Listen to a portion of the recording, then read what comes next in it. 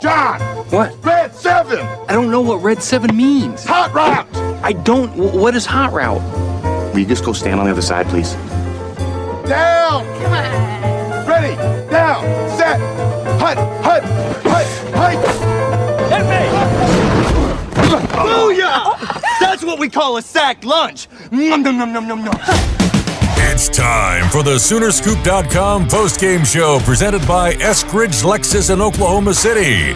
Eskridge Lexus is the official travel partner of Soonerscoop.com podcasts.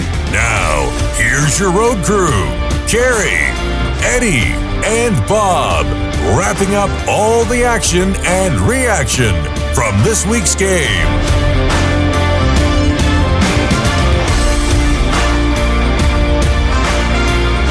Everybody, welcome. It is the post-game Eskridge Lexus Postgame Podcast, and we are joined by the road crew. We just actually got back from Fort Worth, Eddie, Bob, and Carrie.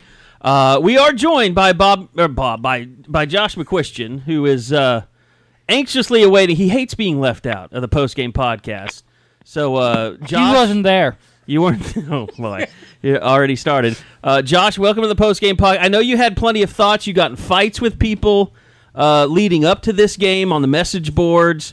We all had very strong opinions about what we were going to see, but in the end, you still got to fight with people. Were you drinking whiskey this afternoon? I just have to ask. No, I actually was just sitting there in the intro thinking, I need to go make myself a glass. Like, I feel like through the wars of the last 2 weeks, I have earned a good whiskey drunk while we do this podcast. Well, Eddie and I both have our Coop Ale Works going tonight. We've got our favorites. He's got his F5 IPA. I got my Horny Toad Blonde. But we're also joined by someone else for the first time. This is the person that's made my life hell the last 2 weeks. Jared Followill, who is, I don't know if it was like the correct type of drinking that you had tonight that was just like, yeah, I'll come on the podcast after trying to chide you into doing this for like 3 years now. Yeah, it was a perfect storm, I mean, once Mike is gone, I'm on the pod. Wow.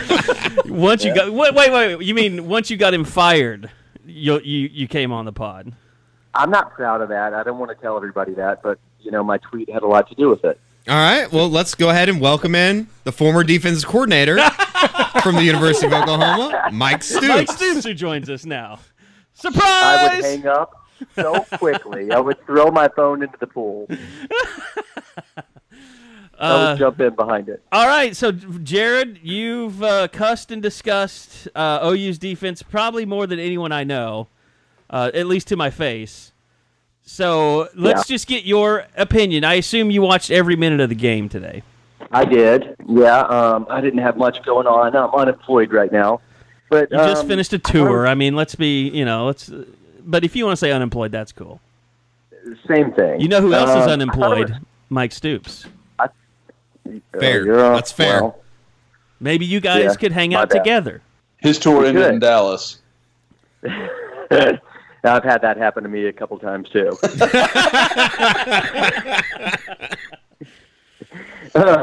No, I mean, I thought they looked good. I don't know. I mean, I'm overly optimistic, and I feel like I'm being really positive now just because you feel like you're kind of part of that terrible college football team thing that we've never really dealt with as Oklahoma fans, that you're Tennessee's and they lose 10 games, and then they get a new coach, and they've got hope. And it might be false hope, but we don't really have that. We keep the same guys because we're good, and we win 10, 11 games a year. And so to have this kind of new hope, it hasn't happened in a long time, besides, Bob stepping down and letting Lincoln take over. That was a sad day for me, but, I'm glad you saw it as hopeful. I mean, they were good. They were pretty good today. I mean, comparatively, they were good. The tackling was a thing to me that I just couldn't, when it was all said and done, I'm sitting there watching, I'm like, damn, this team really did a good job tackling and pursuing the football today. It still just is a little bit mind-blowing that I guess it took somebody losing their job for them to wrap up and bring someone to the ground. Now, I will say, Buki's probably going to be on SportsCenter tonight for getting thrown like a rag doll. I mean, he has to understand at 5'9", you're not going to take down a guy up high like that. I mean, is that something that you just learned through a freshman as a freshman? Or is it, I mean, that should be football 101, right? I just think too small. It's just he is not a physical person. Yeah, that's probably fair. I'm not saying he's Deion Sanders, as a cover guy, but I mean, who really is a physical corner that was great? Yeah, no, that's true. And he's not playing. He's playing out of position. He did drop the pick 6 though, and that Oh, thing. my God. I mean, that would how drastically different would that first half have been if he picks that offense 35-7? Josh, did you think that he played? I thought maybe he played a little bit better today. Is that completely wrong? And I hate to single him out because the whole defense played better as a whole, but I thought that he wasn't as maybe bad as it's going to make it out to be because of that highlight play. Well, it's funny because a couple of guys that we've talked about, I think even I know in the midweek in the unofficial 40, we talked about guys that we thought could have big games. And I know you brought up Neville Gallimore as a guy that you really wanted to watch. I thought Neville had a good game. And I know, was it Kerry that picked Buki? Or no, it was Bob. Bob picked Buki.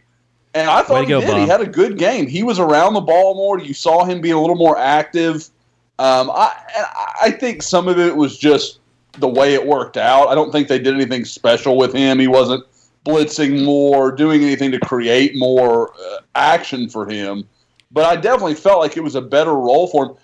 You're right though, Eddie. Like you could single out some certain guys, but I thought just as a whole they played better. I thought you saw less of, well, there's one guy, and if he doesn't make the tackle, there's nobody else there. I thought they rallied to the ball better. There was better gang. They looked faster, and I don't know if that's a product of Ruff and kind of the talk of him simplifying things. I can't say what it was. But there's no question that just fundamentally that looked like a lot cleaner game. Guys, I just wanted to quickly we've cut up some audio. We're already back from Fort Worth, and wanted to hear, I know a lot of people want to hear from the locker room after it's over, kind of what the coaches and players had to say. Here's Lincoln Riley's opening statement after it was over. Jared's already heard this because he was complaining after the game that he was bored and unemployed, and so I said, here, listen to some audio. Here's Lincoln Riley's open. Okay, emotional win for this team for a lot of reasons. Some of the more obvious that have been discussed in the last couple of weeks. Trey Brown, it was, him being back with us after, such a tough loss, in his family was, made it even more emotional, way more emotional than it would have been before that. And then that combined just with what this team's been through. And I thought it was just perfect how the game unfolded. I mean, we came out and played like we were capable of, carried over some momentum we had, kind of throughout the week, played really well on all three sides. Had some, disappointing penalties that we got to do a better job with. That really, we gave them some momentum. Obviously, the celebration penalty, and now you got to kick it to one of the best return guys in the country.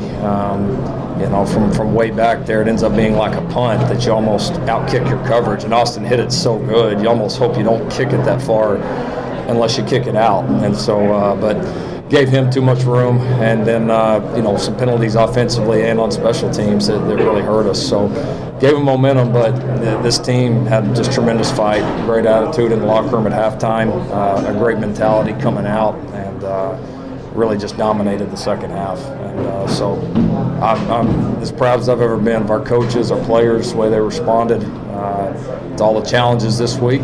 We laid out a plan. Our players took to it. They believed in it, and came and got a tough road win against a darn good football team.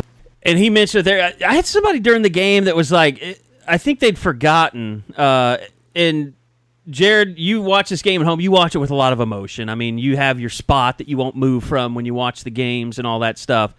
So you had to be going nuts with some of the calls that you saw with the officials, especially after the unsportsmanlike penalty in the end zone that led to that Kevontae Turpin 99-yard kick return that he was talking about. But from a football kind of analyst that you are, not so much a fan, you had to be kind of disappointed, and I think everybody was, in just the overall, polish of this team today at times. The refs just infuriated me all day. So it is the refs. No idea what was going on with that. But yeah, I mean, it just felt like every single questionable call went against OU. CD and Hollywood do that thing every game, I thought. That's the thing. Is like if they didn't do it 50 times before this, it'd be okay. Maybe they can't do it. And why don't you warn Lincoln Riley before the game? Like, you're Mike DeFee. You are one of the most respected referees in college football. He probably was getting in an extra bench press in the back before. But, I mean, like, why don't you have a discussion with OU coaches before the games? Like, look, this is something that we are emphasizing, which is multiple player celebrations. We've seen some things that you guys have done. If you do it in this game, you're going to get flagged for it. But no, according to Lincoln Riley, none of that happened. That's why it was so funny when he said, I have to coach them better. What? There's nothing to coach. He has to hope that the Big 12 officials aren't as big a dumbasses. Sometimes that's his go-to, I think. Taking it on his shoulders. Well, not even that, like, kind of saying how stupid it is without saying it. Right. Like, he said that one other time, and I remember thinking, like, he's just saying that so he doesn't almost get himself in trouble. It's almost like somebody just walking out of a room almost. But then you had the Parnell Motley making a non-football move penalty. I'll be honest, I've never seen that. I've seen it in high school where like the linebacker will get over the center and clap to try and get the center to false start or the guard to false start. Yeah. In fact, it happened Friday night when we were at Trajan Bridges game. But I've never seen that called on a cornerback before. Josh, did you see what was the explanation on TV, or Jared? I mean, you guys saw it on TV. What did Motley do on that play?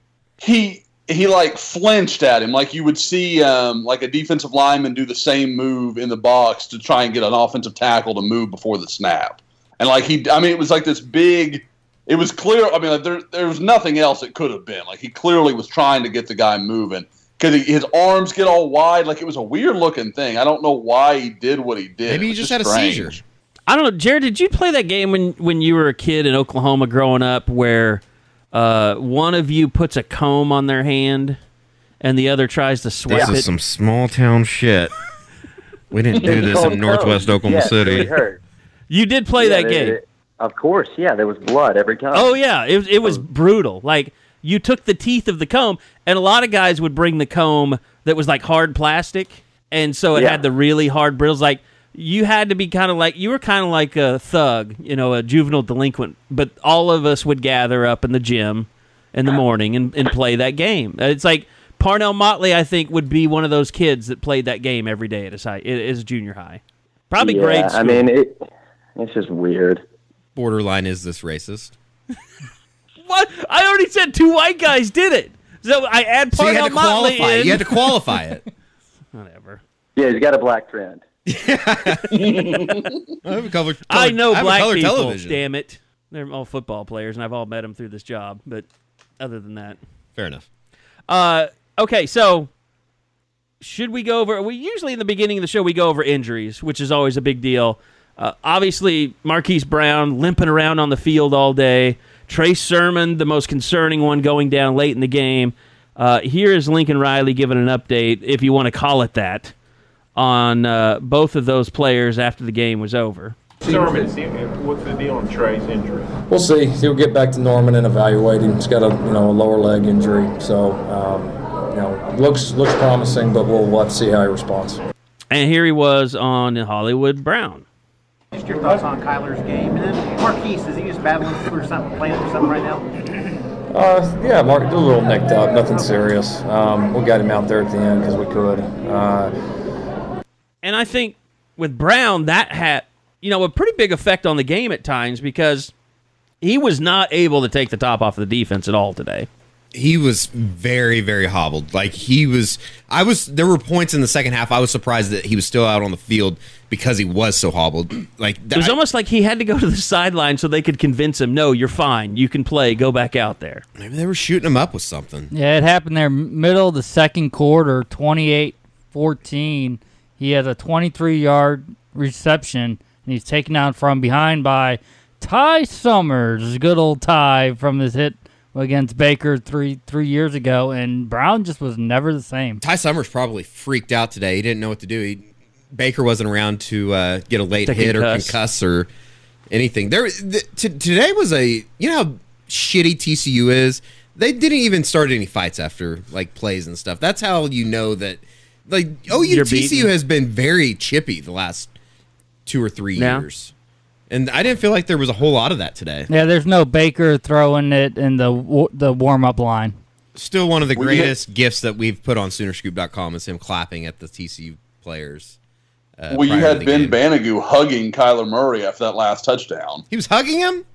Yeah, like he put he got the pressure on Eddie's Murray. triggered. And then literally kind of got up and had his arm around him and the announcers were like, it's just respect between two players. I'm like, yeah, you don't have to punch each other out there, but that's a little much for me. Who was it? It was Bob with shoes in or whatever today? Is that who the play-by-play guy was? Yeah, it was him and Brock Heward. Oh. Who actually wasn't as bad. He wasn't great by any stretch, but he wasn't terrible. He was not the Brock I expected. Yeah, he was the Brock I needed. It wasn't the A crew. We'll say that.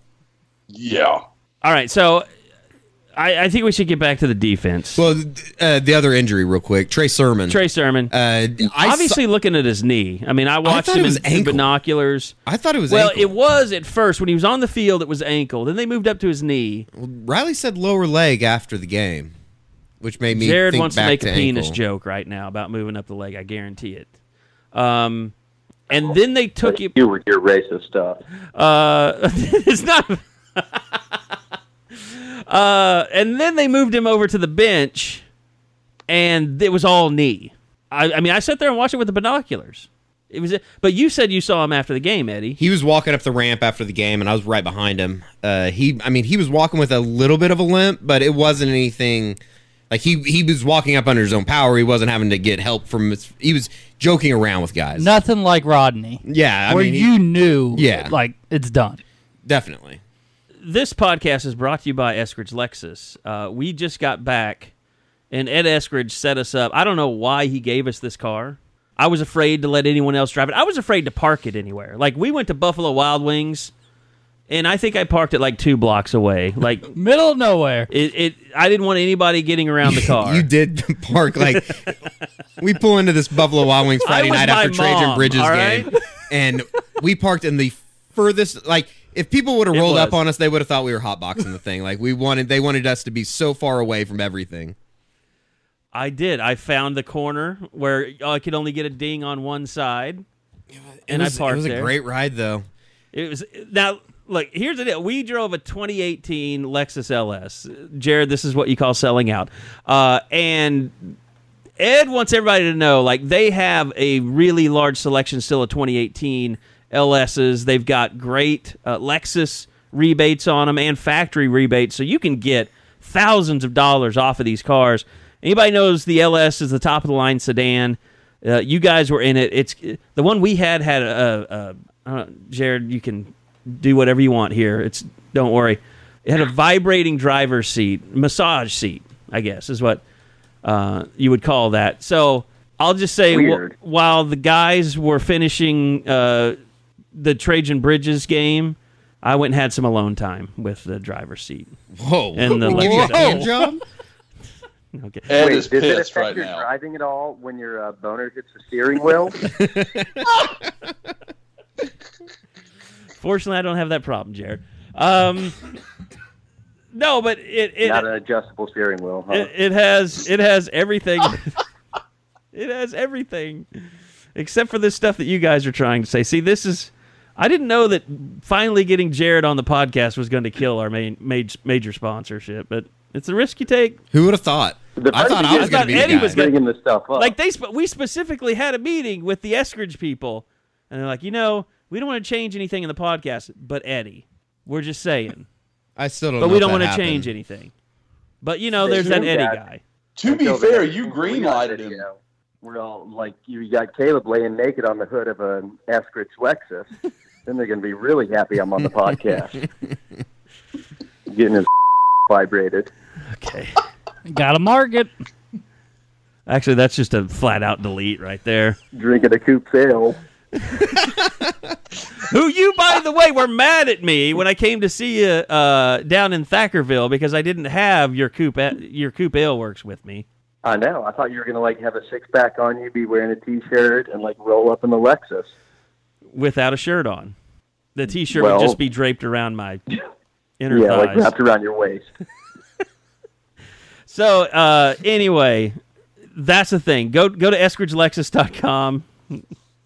I don't know if we'll be asking you to do that again after this podcast. I hope so. Because it was a nice car. We got a couple more road trips. Look, we appreciate you listeners. We've actually had people go in and buy Lexuses just because of the podcast. I'll be honest. That was like one of the proudest moments I've ever been a part of. Is that you knew that we can sell Lexuses? Kind of, a little bit, yeah. So I was wondering if I get a cut of it, but...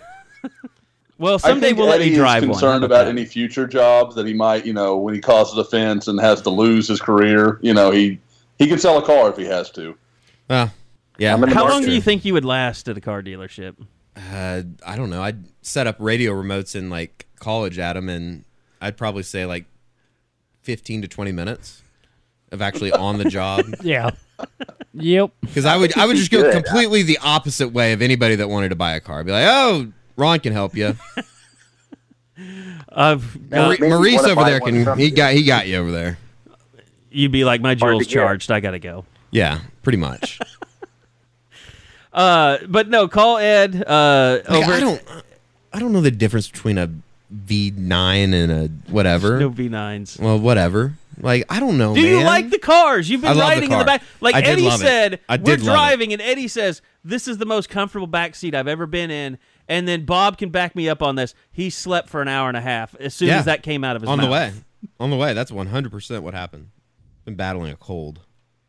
You sound much better today. If that's I do. any consolation. So anyway, thanks to Ed Eskridge. Thanks to the 2018 Lexus LSs. A lot of those in stock. Great rebates. I actually did that. Like when I bought my Lexus, I got the 2008 when the 2009s came out because it was just.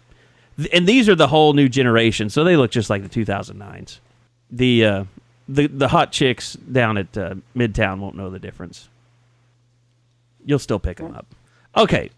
Should have brought a couple back from Fort Worth. How were the what do they call them? The Starlets? No, they're the Showgirls. The Showgirls. They were amazing. The Showgirls have their own entrance. I forgot about that. Before that, they form the line. Yeah. The football team runs out of, and the fireworks go off, and the fog machine starts. But they actually introduce the TCU Showgirls like the football team. And then they come out and they get, and all those poor other cheerleaders that probably actually, they're not as hot, and they didn't have to work as hard probably, and their parents probably don't have as much money. They get replaced immediately by the Showgirls. They get the best spots to welcome the team out. I mean, I get nervous just thinking about talking about them, to be honest. I feel less bad knowing their name is the Showgirls that Eddie kind of objectifies them. I mean, haven't they kind of put themselves there now? I mean, please tell me there was no upskirt video today. No, I would never admit that. No, there wasn't. I would never do that. Upskirt. They weren't wearing skirts either. It was just grade A. Grade A. That's the only way you can put it. And it's the funny thing is, it's not even really funny. Everybody knows. Everybody knows that they're looking at them. Everybody knows. See, I'm afraid to go down this road because Jared was given permission by his wife to come on. But he's got to think that we're just never listen. You've got to just think that we are the loneliest, saddest men in the world, living the life that you've lived. Not at all, man. Because I've seen those. I've seen those pictures from you in a bar in the UK. Well, yeah, there's been a lot of those, but I didn't go to college. I can't even imagine what I would have done in college. Pure destruction. Haze balls. Would you have been in the frat life with Eddie? Probably, yeah. I mean, there would have been some goat stuff here and there. I would have dabbled. Yeah, for sure. Some goat stuff. Cherries in the butts, that kind of thing. No big deal. Paying for butt friends. chugging. Just paying for friends. Totally. We all do drugs the same way, Through the nose, baby. Okay, so I don't know if I can get this back on the train track. Defensive cord. It was a good performance. You need another F5 IPA because that one's I'm going to go grab one. All right, so that'll give us time to get Jared's overall take. Now, Jared and Josh, both of you, I'd love to have your thoughts just on your impressions. Jared, let's start with you. Kind of the game starts off, oh, my God, Ronnie Perkins is in the game as the starter. Oh, my God, Robert Barnes is starting. Bob, who am I missing? Oh, my God, Trey Brown's in the game as a starter. And then, like, 2 plays later, like, Delarian Turner is in the game. And it's like, holy shit. Like, they're freshmen everywhere. What did you guys think, kind of just seeing that when the game first started? Like, as a Sooner Scoop lurker, I'm pretty much a caricature of the Sooner Scoop poster. Like, I am the biggest stereotype. I'm in all those threads, and I freaked out. I thought it was the coolest thing ever. And the first half was incredible. I felt like we shut them down. The first quarter, you mean? Not necessarily. Yes, exactly. Sorry. First quarter. Everything pre that Collins guy. What's that? Everything pre Michael Collins, the backup QB. And didn't they pulled their starting quarterback, right? He didn't get hurt. They pulled him, right? Yes. Correct. Because he was terrible. Yeah, I mean. So and sure, OU's defense probably had something to do with that. Yeah, it felt too good to be true, and then it kind of was a little bit.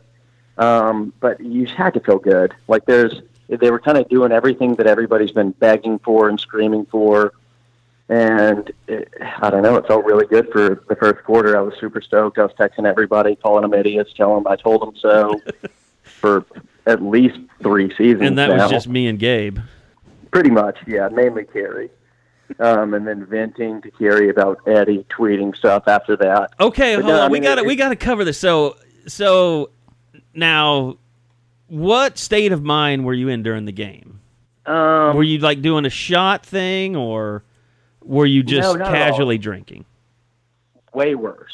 No drinking. I was very hungover. Oh, okay. I'm hungover. I'm grumpy. I just didn't understand it. You know, like there were a few things like the who will OU fans blame now? I just don't know what that meant. And so I'm texting Carrie. From Eddie, like, you're saying. Yeah. Yes.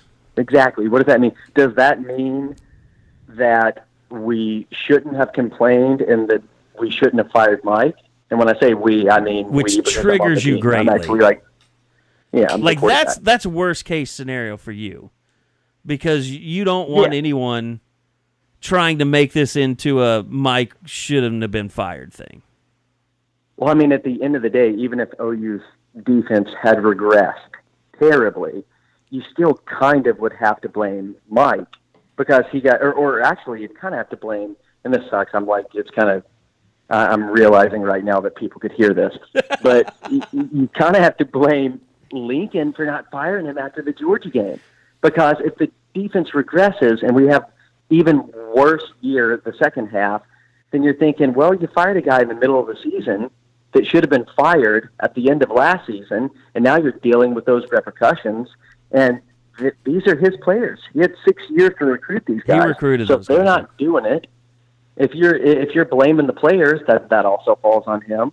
If you're blaming the scheme, that fell on him. I mean, so I just don't know what other choice they had. And so when people start to, what I think they're saying that it was the wrong move. What was the move? There was no other move. Well, I think, and you listen to the pod. I mean, you know, we kind of all came to that conclusion anyway. And I don't eventually. I don't think. I don't My think biggest thing was I just couldn't believe that. Yeah, like you these guys couldn't Use your tackle. words. These guys couldn't tackle because of Mike Stoops. Like I think that's just a. I think it's a. I don't know, an excuse, I guess would be the best way to put it. But there is no doubt that they threw things out there today that, looking back on it now, it's like, well, why the hell did they not do this weeks ago? Like, just as far as running 4-man fronts, and is it Mike Stoops just being so stubborn that he wouldn't, like, take advice from the other coaches? Like, honestly, I really don't know. I just felt like he fought so hard to make sure they had every base covered, so that they never were out of position. Well, and that's the thing. They tried to be perfect at everything. So they were perfect at nothing. And exactly. Right. Exactly. And so now you get away from that and you let people free. We saw it work against them. Kevontae Turpin touchdown. But that's okay. That's sort of what you're going to get with this type of defense. They're going to make some plays. They're going to give up some plays. But that's what you want, because this isn't a top tier group. So try to make something happen. Josh, in terms of just kind of what you were seeing on TV, and I know you were kind of going back and forth with some people on the board during the game, just about, and really we're talking about 4-man front. We're talking about basically a different gap scheme from what I could tell just from watching the press box today. And they had Neville on the field along with Dylan Fa'amatu, which we haven't seen a whole lot of that as well. So they went with it was essentially, and it was back and forth. I mean, there were times they had 3 men, down linemen and things like that. But it just, to me, Josh, it was just overall, let's try some different shit, and they did. Yeah, I mean, I thought you saw more of a, because everybody gets so wrapped up in the 3-man front, 4-man front. OU's been running a 4-man front. What was different today was the gaps were a little different, and you had 4 down. So you had Kenneth Mann, Ronnie Perkins, and then you had 2 where they really slid Amani Bledsoe into play 3 technique. I didn't think they would do it, and it came out a lot like I thought it would. I mean, he struggled at times with the physicality of tackles. When you slide him inside with guards, it's going to get even worse to me. But, I mean, he wasn't terrible or anything. It was just, it was okay.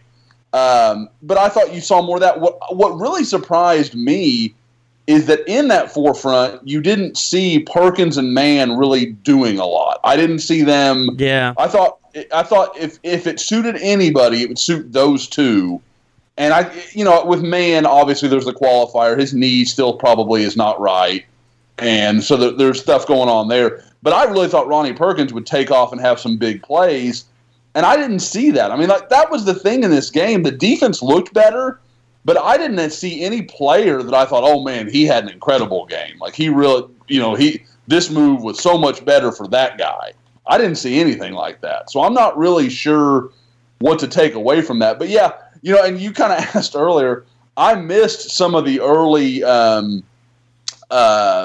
that first series. So I'm reading on the thing, Turner Yell's come in on the 3rd play. I'm like, you got to be shitting me. I'm missing this stuff.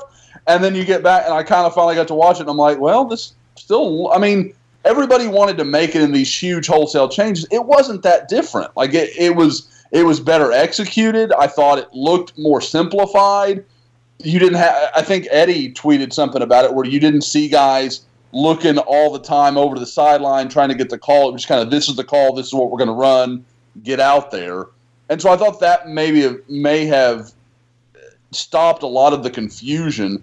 But with that exception, I mean, people that want to make it like this was just some vastly different thing, it really wasn't. I think the team just played better. Good shit happens when you tackle somebody. Well, Josh, the players are the call. That the players are. By the way, that came up in the post game again. It's definitely a. We need to make T-shirts. It's a buzzword. We should make T-shirts. I will also 3-legged stools. I will also note that OU didn't use a timeout today. Can you remember the last time OU didn't use a timeout? Not just in a game, but on the defensive side of the ball. Could it be as simple as just saying Mike kind of made everybody frantic around him? Maybe. Which, if that's the case, it kind of goes back to what Jared's saying. Jared just went 6 to midnight, by the way. It kind of goes back to what he's saying. Why did they let this shit happen for 6 games this year? I mean, are we really going to go in circles like this again? I mean, we don't have to, but it does. I'm saying there's a reason why they did it. It's because he's Bob Stoops' brother, and he felt like he owed him. Gave him his job. I honestly, I never believed that the Same only here. reason Mike had a job was because he was Bob's brother. And if that's the case, then that's up. Sorry, God, double F's. Damn it. Yep. It's a good thing we're not on a digital delay. But this podcast will be out next You let the June. F-words fly sometimes. I hear them. That's not on purpose. That's called Eddie says it so much, sometimes you can't catch them all. But I mean, look, the guy was trying to be a human. I mean, these guys are human. I mean, Bob Stoops made some bad mistakes trying to hire people. Sure. Like Bruce Kittle. Yeah, sure. Trying to be a decent human being. Not firing Mike isn't as bad as nice hiring guys finish Bruce last. Kittle. Well, yeah, because we're moving chess pieces around. I mean, that's what everybody does. And I'm sure that everybody wants to throw Alabama out there and say, well, Nick Saban's heartless, he's cruelist, he doesn't care. He will slit your throat for a win. Sure. But not every coach wants to be that way or can be that way. Oh, as much as I would say a lot of people want him to be that way, as much as Jared wants there's only one people to be that way. There's only one guy out there that operates like Nick Saban. is Nick Saban. And it's Nick Saban, yeah, for sure. Well, because guys, most guys can't operate that long for any period of time because you just piss everybody off, or you burn yourself out. Yeah, like it's really hard to live that life. He's just so absurdly good. He gets away. You know, it's like the other things. Like when we talk about, Adrian Peterson can do shit off the field that the third string running back can't do. He's especially talented. He gets away with shit other people don't. It's the same deal with the coach. Nick Saban is so good, people want to work with him even if they hate him. Yeah, absolutely. I mean, look at... How about some more examples of Adrian Peterson? Look at Butch Jones today. He's smoking cigars in the locker room because he got ran out of Knoxville. I mean, I can't imagine that he really enjoys the situation that he's in Tuscaloosa right now because he got his ass fired in Knoxville. I mean, is that really a reason to be smoking a cigar, though, and celebrating? It's kind of funny. I kind of like Butch Jones more and more as the days pass. It's kind of like going back to a high school and celebrating a state championship after you got fired by an NFL team. I'd do that. I will do that. He's a winner in life. Smoking cigarettes in the locker room after they come back. Oh, man. Right on Sam Bradford Drive. Yeah, for sure. Champions of Life cigar. I was very surprised tonight. I tried to compliment Eddie on his Putnam City North Panthers having such a good season, and he told me that they haven't beat anybody yet. It's true. They got to impress me. I'm a tough critic. I mean, they beat the doors off of West, and I can't argue with him. I mean, they got bigger situations going on. You're not lying. By the way, back to Adrian Peterson off the field. Any other stories for us, Josh? What's that? Never mind. I bet Jared knows some. I missed something. You talked about Adrian Peterson, all the stuff off the field, and I don't mean like jokes. that. I just mean if he wants to get into some shit, he can get into some shit. He doesn't have to worry about it, or he didn't when he was the man. Kind of like Kyler Murray right now. Kyler Murray can get away with more stuff than Tanner Mordecai. Jared, how do you not have 8 kids? I don't know. I mean, I've got a really good strategy. You can't get their stomachs pregnant. It's the line of the podcast. That's awesome. God. And I'm really scared no one's ever going to hear it. It's a social media teaser. Done. Yeah, that's a promo. Yeah, that's a promo for sure. You have no idea how many promos there are going to be out of this podcast. You know, I will say the one thing that comes out of this weekend, I think, with if we want to take a larger look at everything that happened this weekend, Ohio State gets their ass kicked in West Lafayette, all that shit. There's 2 guys that are playing for the Heisman right now, right? Kyler and Tua. And who else is even in the conversation? Oh, I mean, with Mike Stoops out of the picture, not that many people. I mean, before it was pretty much any wide receiver that we played, quarterbacks, backups, water boys.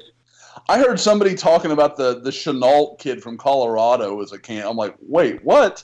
No, Colorado. Well, did Oregon? Really Oregon didn't come back tonight, did really they? Good. No. If Oregon had come back tonight, maybe their QB would have been the Herbert kid. Dude, yeah, he can sling it, can he? You would need Ed Haskins has got to be out after tonight. You would need Ed Oliver to just go on a tear in the second half of the season, and Tua to drop just a little bit to try to get that conversation going. I may start if Cody Ford keeps playing like he's playing. I may start a movement for Cody Ford. It may be a 2-man Norman contingent in New York City. Cody Ford is killing people. Like it's become really fun to watch. Bamiga didn't do much of anything today, did he? No, he didn't do it. I told Kerry and Bob on the way back, I can't remember a TCU defensive line just getting their ass whooped like they did today. And especially in the fourth quarter. The offensive line, I mean, like Beatonbow said that he thought Texas was their best game. Oh, this was 100%. This is their... How many yards they run for? Mona Lisa. 323. 323. In 2 straight trips down to Fort Worth, OU scored 52 points. That's insane. Okay, let's do impartial judge here because Jared's here. Jared Followill, our good friend, Sooner Scooper. Jared, who would you say has been the biggest Kennedy Brooks proponent out of the Scoop staff? I mean, you got to say Josh, right? Whatever. I mean, I'm always going to go with Josh. That's the correct answer. That's because I write the stories. I don't say them in the pod. And Jared doesn't read so good. Did you hear Bob there? That was some more of that he isn't there shit. You know, Bob, whatever. Just write Josh, the you got to stories. show up to a Josh, you got to show up to a post practice one day.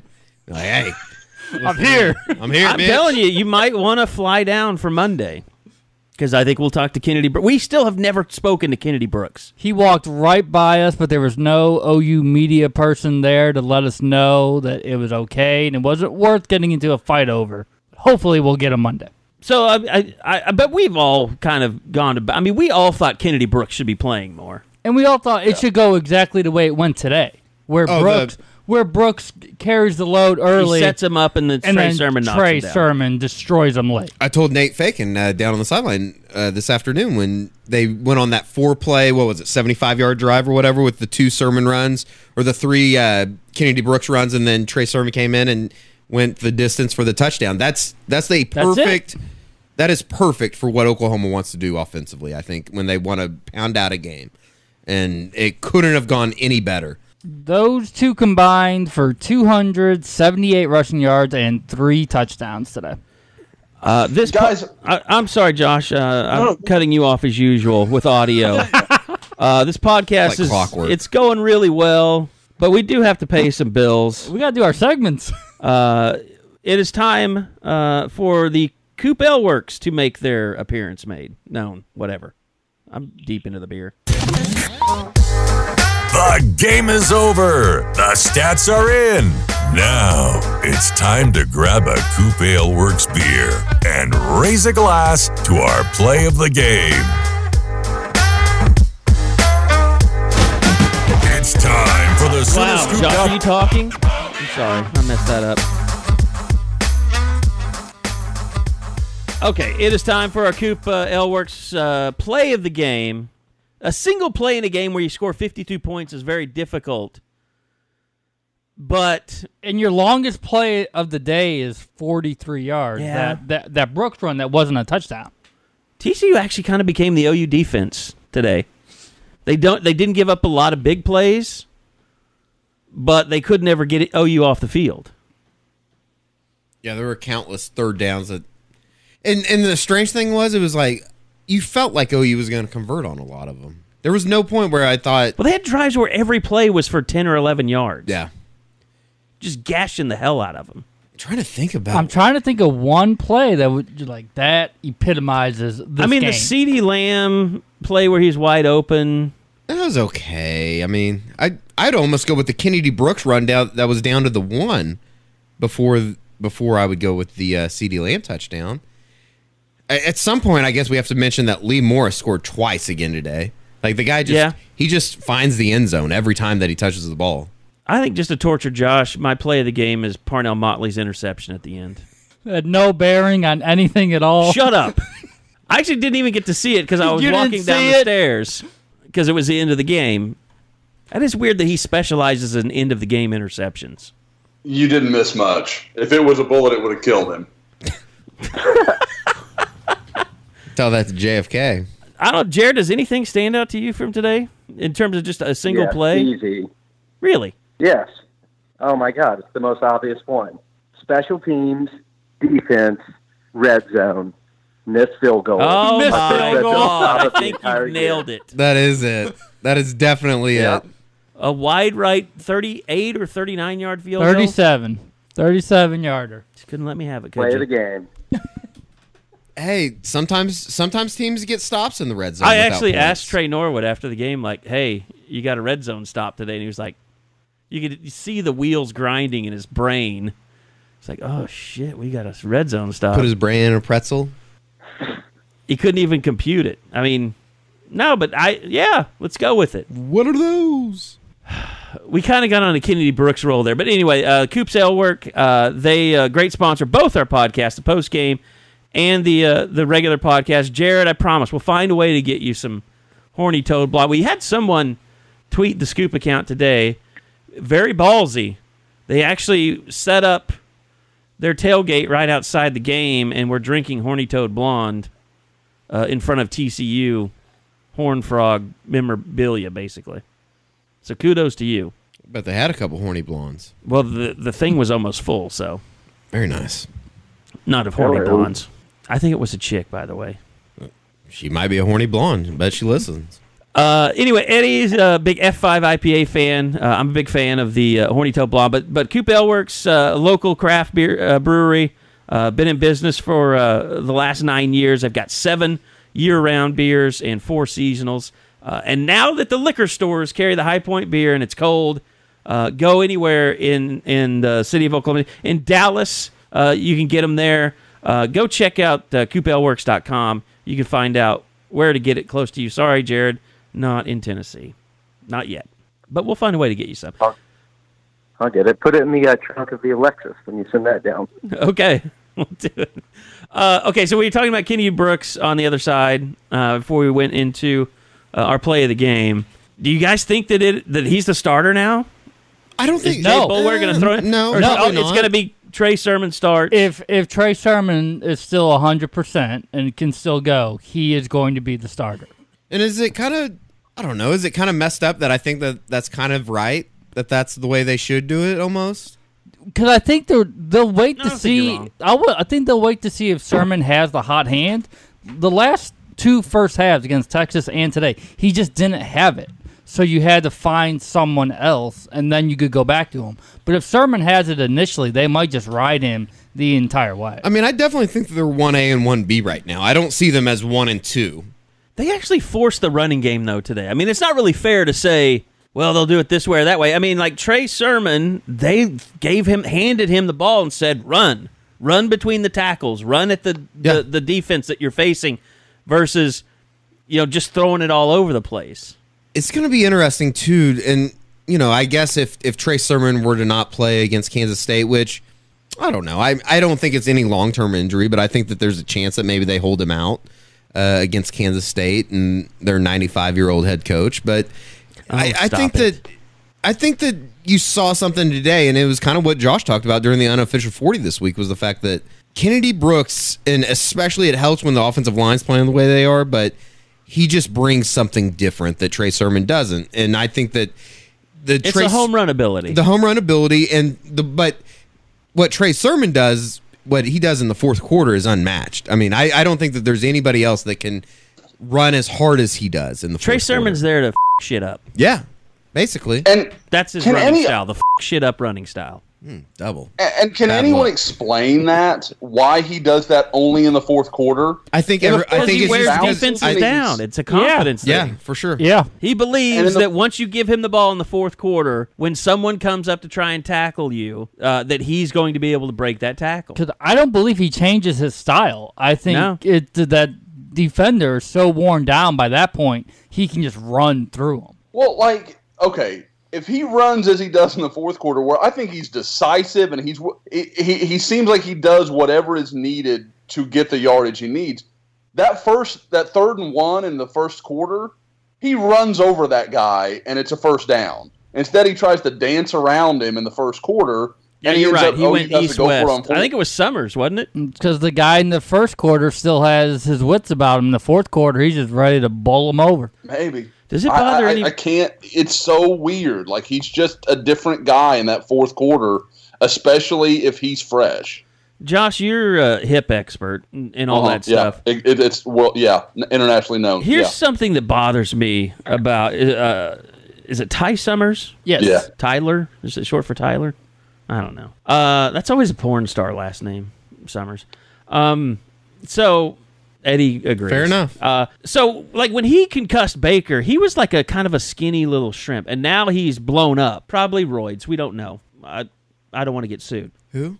Summers. Oh. But Josh, does it bother you that he has blown up, yet he has no discernible thighs or calves? Like, he has bird legs. Have you noticed that? A little, which only lends credence to the fact we could get sued for this conversation. It's a documented fact. Steroid guys don't do leg day. So I mean, look, Jared could be an expert on this discussion as well. I don't know if he probably wants to go back and review some footage at this point. But Jared's an expert at the male form. I think that all of OU players should be on steroids. and I think we should pay them top dollar. I'm not against the whole steroid thing. Are we getting into the bagman thing here on the podcast? He wants the athletes to be the best they can possibly be. Yes, and we fire them if they're not. You know, you still need sideline passes for Bedlam. I'll get those. I'll talk to my manager. I've got somebody on it. How many days do I need to wait to post this before you are done panicking, wondering whether you should have said that or not? I won't panic. I didn't say anything illegal. My lawyer's in on a conference call right now. You guys don't even know it. He's on mute. Hey, can you get me his number after we get done? I need to talk to him about something. No, but I don't know. That just bothers me.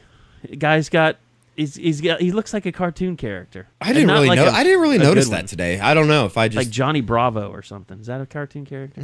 Johnny Bravo definitely did steroids. Okay, but we're not saying that Ty Summers did. Allegedly. Allegedly, we're not saying that. Just like OJ allegedly killed somebody. There we go. What? Two people. Hey, what? Fact. That's a fact. We want to play. Oh my God! I don't want to get you and Jared together. We want to play. Truth or movement is way too strong between you two. There's just questions that all of a sudden we're going to be talking about stones that were moved by aliens. No, we'd be talking about Building 7. Do we want to play any of the Curtis Bolton audio? How did that thing come down? Think about it. Yeah, makes me wonder. God damn makes me wonder. 3 in history have come down from a plane crash. 3 buildings in history. Isn't that funny how that works out? One of them was from debris. Give me a break. Are you going to fund his 9/11 joke series tour? Yep. All right. We'll be kicking the party off in 2020 when I get fired from here. I got 2 more years. We won't play any of the. I thought the Curtis Bolton stuff was pretty interesting. Did you now? That's why you sent it to me, and that's why I loaded it up. Would you like to explain clip number 1? Set it up. Yeah, if I can remember what he was talking about. I think he was talking about being aggressive and just kind of.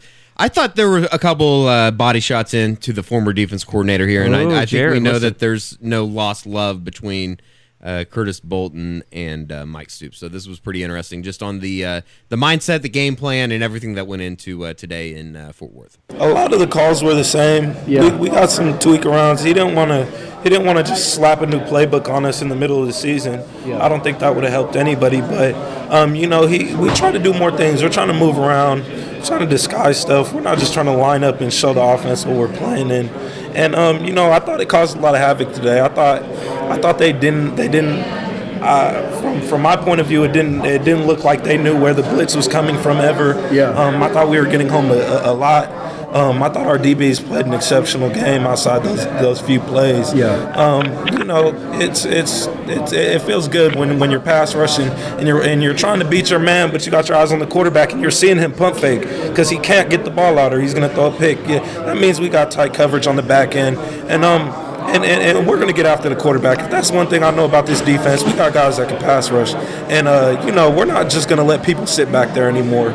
I thought in the beginning of the season we kind of sat back and let quarterbacks get at us a little bit. Now, it's balls to the wall. It's a race to the quarterback now. Yeah. I think we're playing exceptional ball, and I don't think we're doing anything new. Nothing real new got thrown on us. It was more of a we tweaked and tried to get better in our off week and things that we were already doing. Yeah, I mean, I think whatever they say, I think what we were told before this week, kind of your inside the mind of the OU football program, is that the players feel like they're doing things that make them better. And there was definitely a sense of, I don't know if maybe the easiest way to say it is a sense of exhale. Just like, okay, that shit's behind us. He's gone. And maybe not like it's not a slam at Mike Stoops, but it's just he's gone. We can figure this out. We're moving on. We have to move on. We're better than what we've put out there kind of thing. Would you like the Pro Football Focus missed tackles totals from today? It's been a while since we've... Yes. How low? Lowest of the season? I would say it's possible. Ooh. 6. Eddie? I'll go one lower. I'll go 5. Josh? If they have 5 or less, we might have to go get tattoos tonight. No. That's Damn it, you couldn't have gone to Jared first. I was just going to cheat and have my answer available to me. All right, Jared, you go. Damn, I don't know. I mean, I can think of a couple off the top of my head, but I mean, Buki should have counted for like 25. Yeah, I'll say 8. Josh. Well, I still didn't get time to cheat, but Oh, you are. You. I'm looking at it was now, 8. so- Jared was right. It was Yeah. 8. Yeah. And I've cussed more than anyone. I've said the F word more than anyone on this podcast. I'm just trying to show got it off. right. That's very I'm trying to show off for Jared, I think. And I'd just like to say I got some blowback for my rating of Kenneth Murray from this game. Highest rated, maybe the highest rated defensive game of any OU guy this season, according to PFF. 85. Really? He was in turquoise. He was going from green to red, or green to what is the highest? Hang on, we'll go to the offense and I can sort that out. Right. That's all you got to do. Blue. It's like that. It's that blue. Kyler Murray was the high today with 90.8. Second, Kennedy Brooks, 78.5. Parnell Motley was Speaking of- second, by the way, 77.8. Just throwing that out there. No big deal. How many plays was he out there for? Oh, that's what we need to look That at. is- snap Honestly, counts. That's honestly, the big one. I really don't Bob know. and I were talking about that. I mean, snap counts were going to be a huge Motley deal had today. 19. Yeah, he had 19 snaps. So not very many. Besides Murray and Bolton. Compared to the other guys, how much did he have? Hold on. Only 2 players.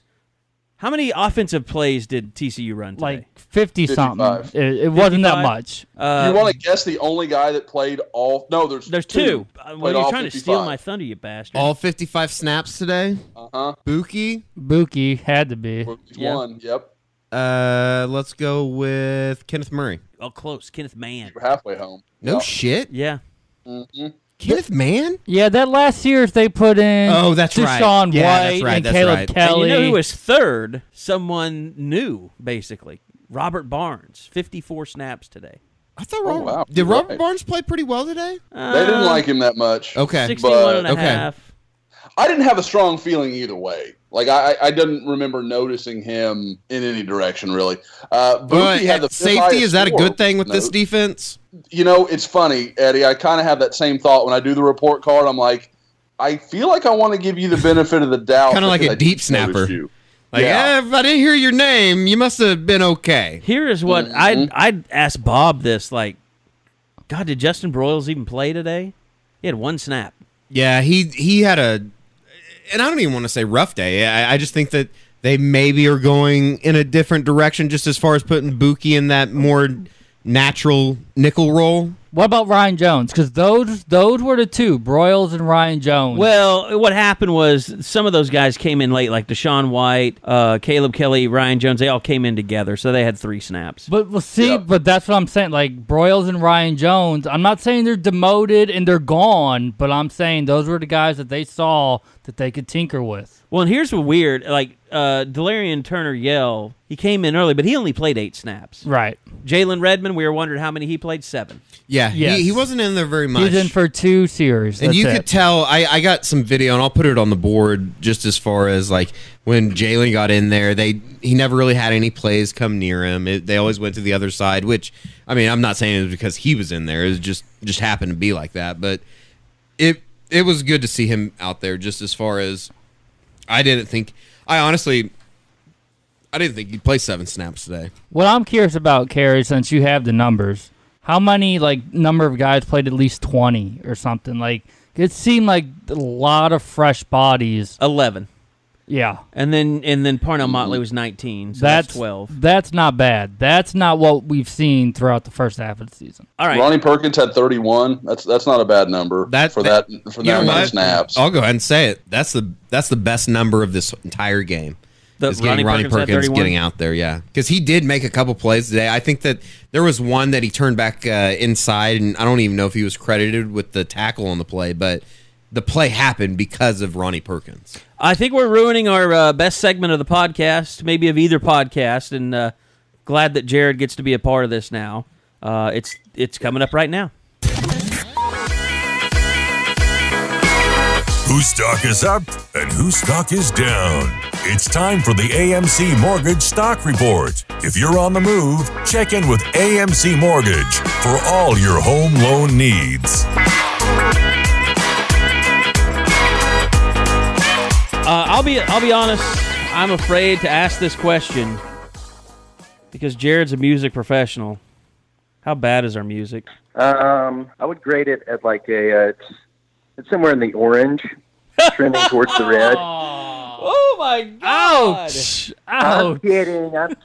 It's pretty good. You know, we got to pay for that stuff. Had better. It's not. I think that Carrie could do better. I mean, like you just get like a little guitar in front of him, a couple of whiskeys, and he's writing some Black Keys tunes for you guys. That tends to happen every once in a while. Yeah. I'll take your advice. I'll try it. How about that? All right, your own music. It's so cool. It's time for the AMC Mortgage Stock Report, which is by far, I think, our best segment on either of the podcasts. I don't think there's any doubt Ronnie Perkins' stock is up. We just talked about him before it happened. But let's start on the offensive side. And Jared, since you're a special guest, give us one or two guys that you really feel like their stock went up. And obviously, I think one is a no-brainer. Yeah, I'm going to go for a deep cut first and say Kennedy Brooks as a stock up. I don't know. I mean, stock down, you kind of have to, maybe not. I don't know. I mean, I really don't know that much about football. But I felt like at the beginning of the year that I thought Calcaterra was just going to, like, at least take over and be like 70, 80% of Mark Andrews. And I guarantee he hasn't really you, completely Jared, broken out. If you weren't married, you would never do that. What? You would never put Calcaterra on a stock down. Well, I mean, if you weren't married. Stocking down? I'm just saying. I don't know what. He's got all the is he chicks. handsome? Yes. Oh. He could be a running mate of yours. To be honest, I thought... if you were a little younger. I thought it was an encouraging day for Calcaterra. He had a couple receptions. I don't know what the final number. Only three. 3 for 20. 3 for 20. Okay, well, a long of 10. He hasn't been able to break in my anything. face, but Problem is, Lee Morris is like the best thing that's ever happened to OU, the OU passing game. he's been really good. Was it 8 touchdowns and 12 receptions now? So far. You know, Grant just hasn't been able to He's the break new Mark anything. Andrews. When he catches something, he's tackled. Nothing is going beyond that. It's because he's so beautiful, everybody's paying attention when he comes out on the field. The best news for Calcaterra is 3 targets, 3 catches. That's not been the trend. So that's a move in the right direction for him. Josh, he is so deep into Pro Football Focus right now. We saw his folks. No, you are. Just admit it. Whoa. I'm going back and forth. I still have my Ty Summers window up, so I can go ahead and close that now. Did you Google image search Ty Summers? Yeah, I was trying to shape him up. See, I got to check the hips as well because I'm there. I might as well do it. So I will say we saw Calcaterra's parents before the game. His dad was wearing an absolutely tremendous Calcaterra homemade, or not homemade, but jersey.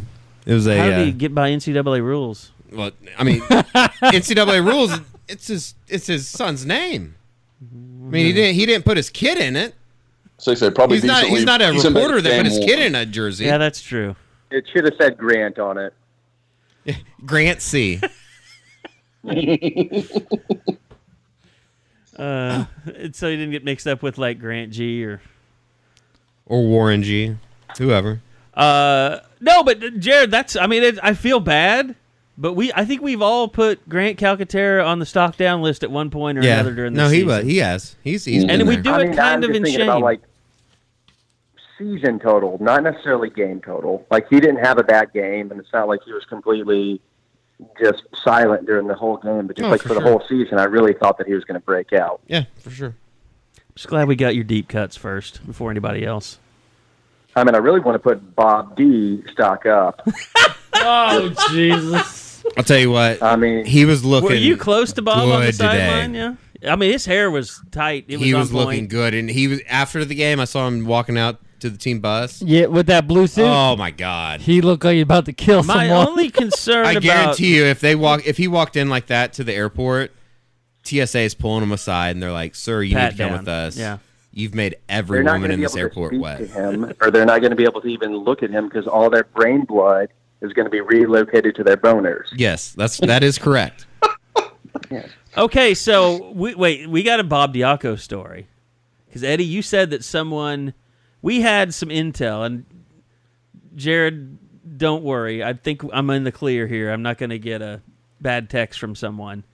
But we had a tip that Bob Diaco gave the morning. Well, we need to give a little backstory on this because we've heard that Bob Diaco, like his one of his pregame big motivational things, speeches. his pregame motivational speech is like legendary.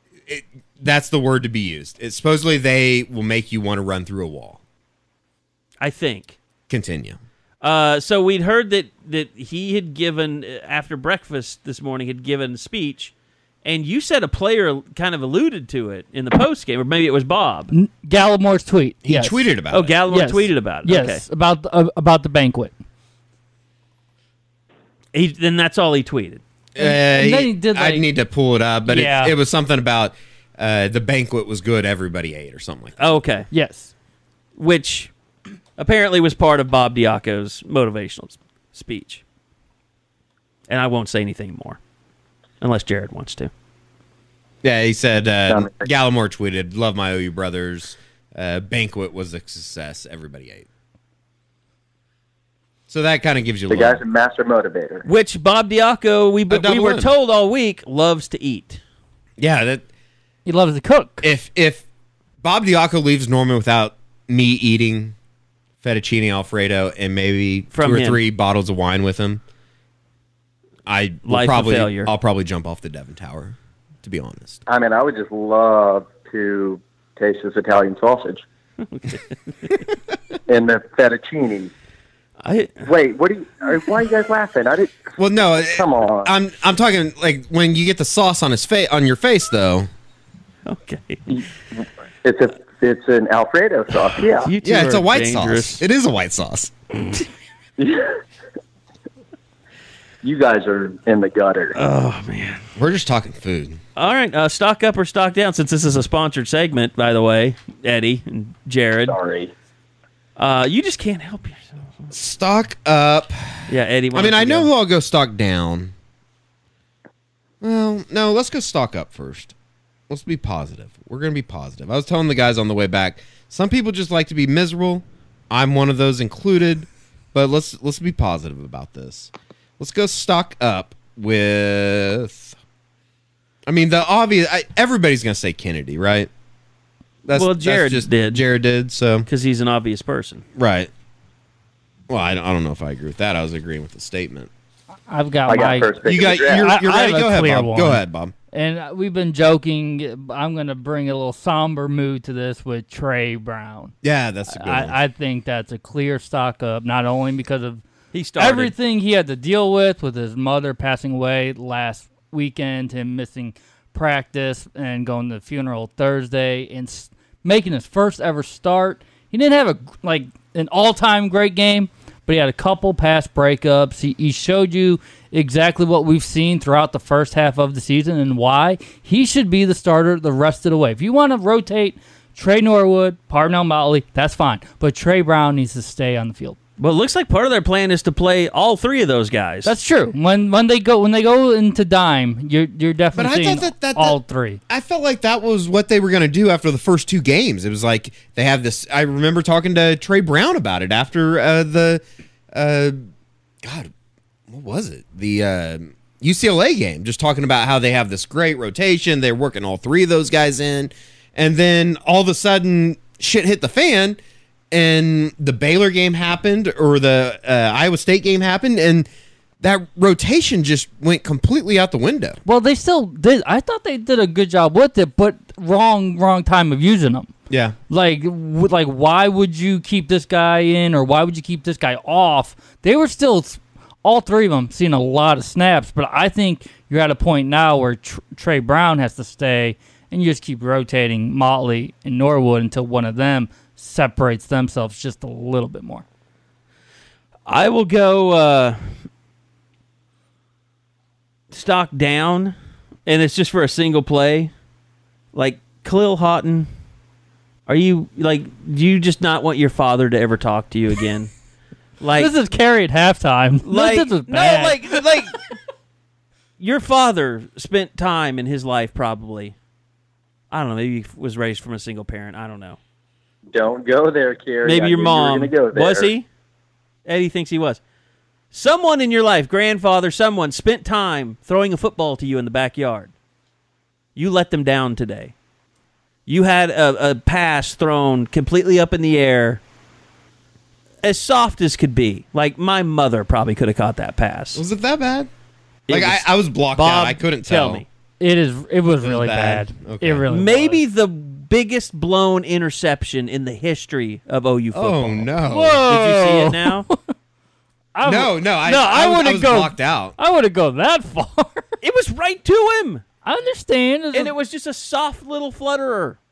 Third down, deep throw. Whoever that was in your life that spent that time with you in the backyard, throwing around the football, I hope they don't talk to you for a year. Oh, no. That's a little Seems harsh. awfully hateful. I've kind of been that way lately on the pod. I don't know what it is. I think it's my way of coping because of people like Jared in my life. This was a sponsored segment. Yeah, Jesus. Stock up.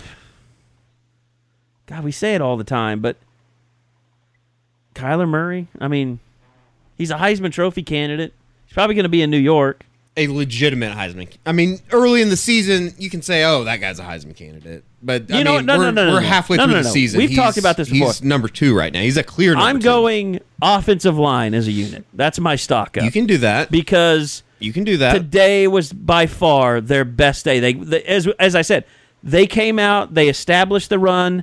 They were handing Trey Sermon the ball more conventionally than they'd done all year. Then they started hitting him with the pass. Offensive line, you were fantastic today. There was a little bit of a slump, probably there in the out of halftime in the third quarter or the second into the second quarter.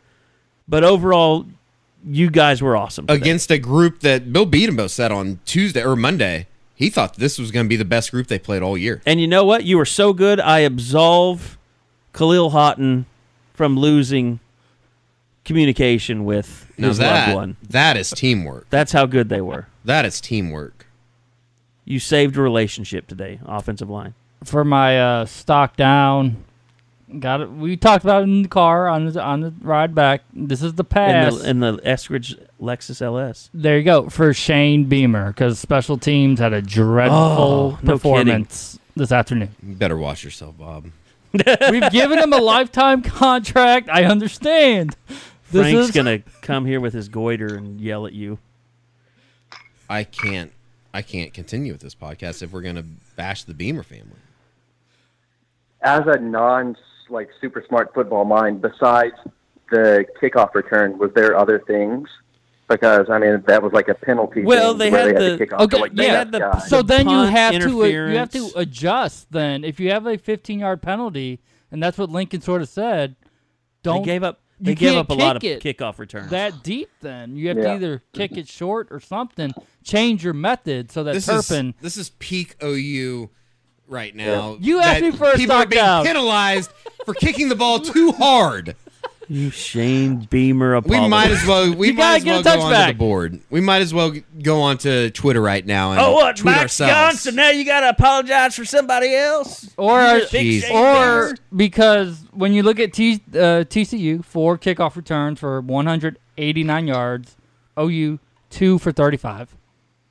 Guys, they've lost that feeling that we had after the first couple of weeks. It makes me think, what was the deal on the kick in the third quarter? Did they get an explanation? Was that a squib? Was that an onside? I think he was trying to squib it, and the guy got his hand on it. I definitely don't think it was a called onside or anything like that. Oh, I know you're not going to like this because it's against your god of Shane Beamer, but you think it was a called I think onside? he tried to call the onside to cover up for the fact that his special team sucked today, and he thought, you know what, let's go onside here, and if we get it, everything will be forgiven.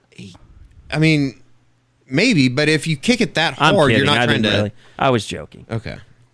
Really, like if someone Shane. important listened to this podcast, I could probably be banned from covering the team. Maybe. Can I stock down Mike DeFee? Oh my God, yes. Yes, you can. I just didn't understand. Did he look fatter some of today or something? I didn't understand some of the calls that they were made in the first quarter or in the first half, and that's like a total homer, total fan comment, but like the Cody Ford thing, Cody Ford, yep. The Motley, the celebration, the celebration was, and we talked about it at the beginning of the podcast, but They've literally done that hundreds of times. You Not know, literally. If Ty Summers skips leg day, it's like Mike DeFee skips cardio day. He's got guns, but he's fat. He's thick. He's Two thick. C's. With two C's. Two C's. Okay. Josh? All right. Left? My stock down, and it's not really that he played poorly, just that he didn't play a lot, and I think it's probably indicative of what we're looking at, is Mark Jackson. He didn't really have any role in the game. He played 14 snaps today, was just there. You know, and even when I did see him out there, I didn't see a lot. On the flip, stock up would be Neville Gallimore. I thought he really had a good day. I thought he was disruptive. I thought the change, that four-man front and some of the gap changes were good for him. I thought he was clogged things up just pretty getting well, upfield. just Yeah, from what I could see. yeah. I thought he had one of probably his best games since UCLA. I would have loved to have put him on the unofficial 40 players to watch. That would have been a great call. I wonder who did that. Yeah, especially when you didn't know who you wanted it to be, and you just kind of scrambled at the end. I mean, that was... That's called being a radio professional, Josh. That's called bringing intrigue. The theater of radio. You let Bob build your suspense. I see. Okay. Exactly. Yeah, why are you trying to let everybody behind the curtain, Josh? Yeah. What are you drinking, Jared? Or is that Josh? That's me. What are you drinking? What are you drinking, Josh? I'm drinking some rye, some Willet. Just straight up? Did you recently get into like a Whiskey of the Month club or something? No. Oh, you've explained this to us before. You go to some basement somewhere in Houston. No. And you read books and talk about bourbons.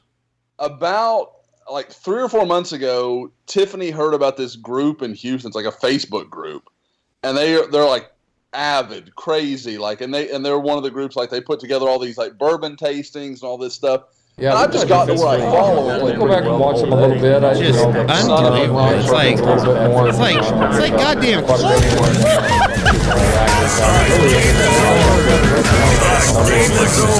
on, I hit so many of them, I can't make it stop. That's why they are the official travel partner of the SoonerScoop.com podcast. All right, it's almost done. Hold on. Oh, yeah, that was on purpose that time. I didn't want to Very hear about professional here, guys. I didn't want to hear The about next it. time he does that, I'm going to just start spitting out recruiting news, and everybody's going to be like, Josh screwed us. We could have had all that. Damn you, Kerry. By the way, I want to remind everyone that the Stock Report's brought to you by AMC Mortgage. Please don't ruin this sponsorship. Because Kyle McCord is one of my good friends. He's with AMC Mortgage. His MLS number is 125-6166, Equal Housing Opportunity Lender. Give him a shout at 405-623-3802. He's done loans for a lot of my on-air colleagues. I think he'll probably be doing one for Eddie at some point when he wants to get a real house. Stop living downtown like I live downtown. I'm an urban liver. Like a shiftless hobo. Not really. Kyle and his team, they've been originating loans in Oklahoma for over 16 years. In addition to standard, conventional, FHA, VA, and jumbo financing, he also specializes in first-time home buyers and loans requiring down payment assistance. So he's a lifelong Sooner fan and a season ticket holder. His grandfather was a halfback on Bud Wilkinson's first few teams. So give Kyle McCord a call and his team at AMC Mortgage, 405-623-3802. Now I feel kind of bad. Am I the only one who feels bad about like just going over Josh there? He was in the middle of a story. Shit, no. Nobody in this podcast cares. I do. You have to lose your soul. I care. We do it all the time. I love Willet. My buddy Drew owns Willet, and Martha made me stop drinking it because I get really angry and fight with her when I drink Willet. Well, then all the great Willet he sends you, I'm becoming quite a fan. This is my first bottle of it. So, dude, it's good. It's strong. Yeah, you send it right along if you can't have it. So I'll take it off your hands. Somehow Josh just got a free lifetime supply of whiskey. How about that? That's this podcast. That's deal making. So deal I'm closing. work that in. Weird, I'm drinking like weird Belvedere cucumber mint thing. I just got back from like a dinner on a farm somewhere, like a sponsored dinner thing, and they had Belvedere there, and I've been on that all night. I'm almost blacked out. It's impossible. I've been with him on nights like this. It takes a lot. It takes a lot. I've never seen it. I don't know. I don't see how it's possible. You wouldn't know if I were. I guess that's true. See, that's how I'll go to black. I don't get sick. I don't do any of that stuff. I'll black out and then I'll continue for hours. Humble brag. I don't know what he just said, but Jared, have you had a good time on the podcast? It's been amazing. I'm really nervous. I'm nervous. You don't come off that way at all. I know you're always nervous about that stuff. You don't come off nervous at all. I hope you weren't Play nervous. in front of millions of fans, but can't talk in front of 4 other guys. Yeah. Well, I respect at least 3 to 4 posters, and I'm afraid about what they're going to say, and they're going to be mad at me, and then friggin' Plano's going to be so pissed off at me. You know, there is going to be some controversy because there's going to be he's just a poster like the rest of us. When do we get to come on the podcast? I'm afraid we've all sell a million records and then you can come on. That's our baseline. Have concerts that we'd like to come to. Right. Performance. Hook Josh up with great rye whiskey. That's fine too. Yeah, if you want to throw some whiskey at us, come on. Yes. We'll give you 15 minutes. Maybe not 2 hours, but we'll give you 15 minutes. And most people in my life, I only give a minute and a half to 2. So yeah, I listen to you all more than I listen to almost anyone else in my life. So congratulations to you guys. Thank you. I have no idea if you're talking to Josh, Carey, and Eddie or me right now. I'm talking to all of you. This podcast I listen to not only in real time, but I go back and listen. So which is borderline psychotic. Yeah, I agree. Yep. It is. I guarantee you, driving back in the Lexus LS tonight, they would not have been happy if I would have put on the unofficial 40 from Wednesday. Oh no, that would have been the awful. only podcast I listen to on earth. Oh, honest to God, that's a promo. Well, that's because they don't. I'm not a big podcast. They don't guy. have a really good 9/11 conspiracy podcast. I'm sure. They do. Send me that, Eddie. You'd be surprised. I will. I'm just glad that you and Eddie are okay and that we didn't start World War III today. I thought he was mad at me. Why would I be mad? I don't know. Well, Jared's very narcissistic. He thinks the world revolves around him. No, I think Carey tries to start drama, but I don't know. Maybe he doesn't. No, I think everybody's moving on, just as the Oklahoma football team did. I think they took a step forward today. We'll see. I think, Jared, it's just one of those things where everybody kind of has to get it out of their system. And I think today was because there was a lot of weirdness on Twitter during the game. And it wasn't you were less weird than a lot of people, but you still had that nervous energy throughout the day, I thought, which is normal. Well, I mean, there's a lot of pressure on people because, I mean, honestly, everybody thinks that their voice and their opinion matters when it really doesn't. So when you fight and pull for somebody to get fired or for changes to happen and this kind of thing, and then it does happen, you feel like the pressure's on you. Then you feel the Oklahoma defense. You need to be justified. Exactly. Yeah. And it goes the other way, too. The people who don't want him fired. You think that those people, the big Mike guys, aren't nervous every single game that he's coaching and they're giving up 48 points to Texas, to Sam Ehlinger? They're all shitting their pants. It's a hard G, by the way. I think everybody was ready. And it was a kind of a little bit of a rehabilitation. I woke up in the morning. I woke up at I told the guys this morning in the hotel room, the lovely courtyard that was the oldest courtyard that I think exists in America anymore. But I woke up and the first thing I thought when my eyes opened was, oh God, I wonder what's going to happen to the defense today. I had no idea what to expect. I didn't know if they'd burn through their timeouts in the first 5 minutes of the game, but they did. I think they went to both halves, the end of the game and halftime with extra timeouts. They didn't call a timeout. They didn't call a timeout. And it didn't seem hectic. It didn't seem they were rushing people in and out of it. They didn't get any 12th man penalties. Yeah, from a preparedness, from a visual standpoint, I mean, besides a couple missed tackles, they played pretty damn well. They were put in bad situations. You can take Trey off Brown just flat out got beat on a play, which happens. Yeah, in this conference, it's going to happen. And it was a great play, too.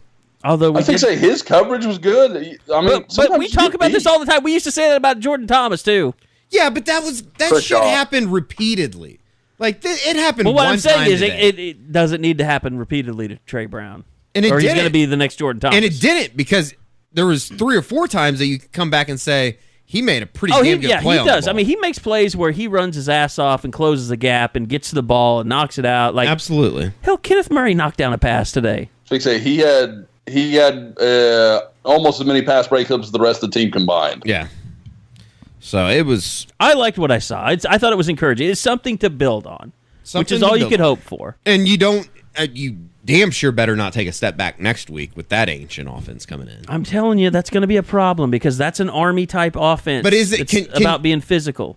I think you can spin it though in a way that, and not spin it, but it's a different type of test. They passed one this week. Granted, I think TCU's pretty bad. Sean Robinson's terrible. They're really, really bad. But next week is a different type of test. It's as far as can you man up and do it now? Have you learned your lessons from Army, and now with your different scheme, different personnel, can you shut this team down like you're supposed to do against Army? Can you kick somebody else's ass? Yeah. On the defensive line. They couldn't do it against Texas. They couldn't do it against Army. Yeah, absolutely. They did. I think you can say that they did that today in spurts against TCU. They did. How many rushing yards did TCU have today? Well, it was. And what was their average? 275 was the lowest total that TCU had been held. That's total offense. What's rushing offense? Yeah, but I was going to say it was the third lowest in the Riley era. Just for TCU had 30 carries for 112 yards, 3.7 average. Yeah, just under 4. You can win with that. Yeah, that's good. After today, our total offense will be averaging 400 yards a game, which would put us at 79 as far as last week's total offense goes, from 96. It's not too bad. Shit, they keep that pace up. They might be number 1 by the end of the year. They almost reversed their fall from the Texas game. It's like Texas never happened. See, and like Jared, 79, I think, is where they were at before Texas. See, like Jared is, he had a pretty good example of like fans just trying to figure this out. Because like after the game, Jared was like, "Oh, we'll probably move up into the 90s now in defense." Like, yeah, it's just kind of you're trying to figure out: can we be successful? What if we are successful? How do I live with that? Like, it's a shock. It's like if OU's defense gets good again, holy shit, you're not going to know what to do with yourself. I don't think anybody will. Dynasty. Well, at least you could have someone that could give Saban a run for his money. Because right now, there ain't nobody out there. Ohio State lost huge tonight. Clemson's probably going to go up to number 2 now, wouldn't you say? Yeah, I think so. How far does Ohio State drop from that? I think OU jumps Ohio State in that one. They gave up 42 points. That'll be the question, Josh. 49? That will be. It's a good question, but we've seen how polls work, and I feel like there's going to be a lot of people that say, "Oh, Big Ten's just." I haven't even paid attention. When's the first CFP coming out? Ooh, next week? Week 7? I think week Bob, 7. You should know these things. You're the professional here. Well, it'll be interesting just because I think that Bob's the sober one here. Like if that shit happened in the Big 12, and everybody knows this is true. If that shit happened in the Big 12 that they got run out of the building like Ohio State did tonight. They'd never live it down. OU'd be the laughing stock of the country tomorrow. Yeah.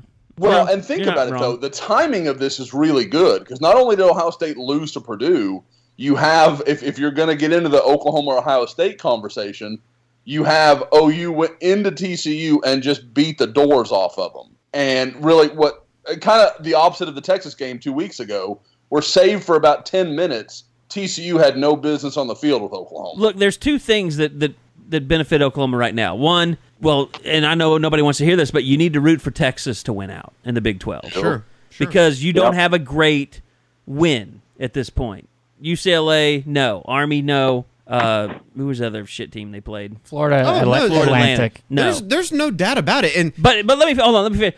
Tech winning helps though today because that's going to be a top 25 game when they go there in 2 weeks. But what I'm saying is I've lost my train of thought because you interrupted me, you bastard. Well, how's it feel? Where was the audio? I want to hear that shit. That's why I'm the producer. I control it. What are you doing? Nothing. I don't know what's going on. I was gonna get up. I need to pee. Were you gonna really rush bad. me? No, I need to pee really bad. Okay. So I'm gonna go pee. It's time to end the show. Are we done? Yeah, we're done. It was fun. I'm gonna go pee. Jared, we appreciated having you. Really, I'm glad that we finally talked you into doing a podcast with us. Dude, thanks, man. I'll see you guys next weekend. Right? Dude, you're welcome anytime. You're shocking me. Anyone? Right now. No, I'm kidding. No, I mean, dude, if you get a few Belvedere cucumber mints in me, I'm on here. I'll see what I can do to arrange that with Martha. That's the big wild card right there. All right. It's been fun. I really did enjoy it. Thanks to Eddie, who's gone to pee because he's had too many F5 IPAs, and he was slurring his words at the end. I think everyone could hear that. Thanks to Josh, who I'm sure is hammered by now because he hasn't said anything in about 10 minutes. Thanks to Bob Przybylo, who is the only one here who is not in the least bit inebriated. And thanks to our superstar guest, Jared Followill. Was that what it was? From Kings of Leon. We never even said the band's name the whole time. That's true. I didn't want to be that I think guy. I'm the only one who said it, which is weird. Well, you don't have anything to promote right now. You're unemployed. No, exactly. You know what? I'm just all Sooners. Make a new album and then call me. Then we'll have you back on the podcast again. We're in. All right. Thanks, guys. Thanks for listening. Go get you a Lexus. I know that's like, hey, go buy a Lexus. Do it for us. Do it for the podcast. All right, guys. Have a great week. We'll see you back on Wednesday for the unofficial 40.